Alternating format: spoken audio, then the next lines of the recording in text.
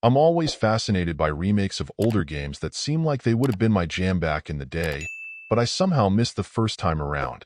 Sometimes it's just a matter of timing, the game having been available on the wrong systems, or simply a mystery, but the good news is that someone decided they were a worthy candidate for some mild updating, and then being released on modern systems.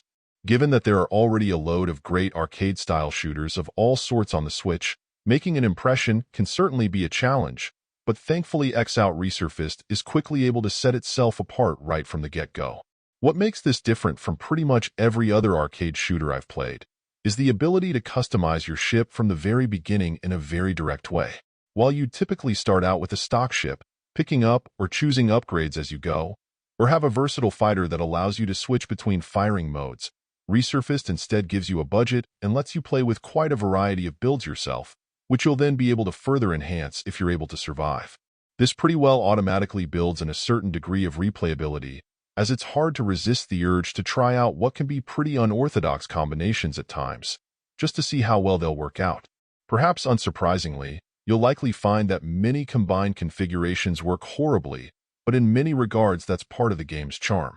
What further ratchets up the game's difficulty, though, is that it can be pretty unforgiving in a variety of ways. The first lesson you'll learn is to never collide with anything, as this will mean death, and since you don't have multiple ships, this can make for some pretty short-lived runs.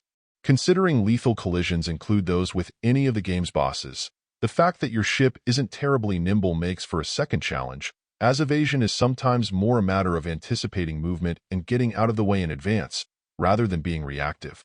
The last challenge is the fact that, for the most part, it feels like your degree of control is at the cost of your own effectiveness more often than not.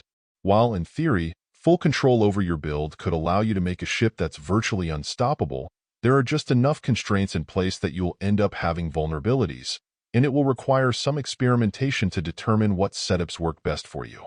In terms of scoring, there's no question that the game earns some points simply for the audacity of doing things differently. While perhaps being able to specifically configure your ship's weapons provides no guarantees for your success, there's something thrilling in the attempts, even if many of them end in failure. Throw in the fact that the degree of challenge in surviving is also quite high, and it makes for a shooter experience that absolutely feels distinctive on the system. While I wouldn't recommend it for those who frustrate easily, if you're a true blue shmup fan, this feels like a game whose originality absolutely deserves a good look. Overall, my final score for the game ended up being an 8.2, and if you're interested in picking it up, it's currently available on the Switch eShop for $19.99.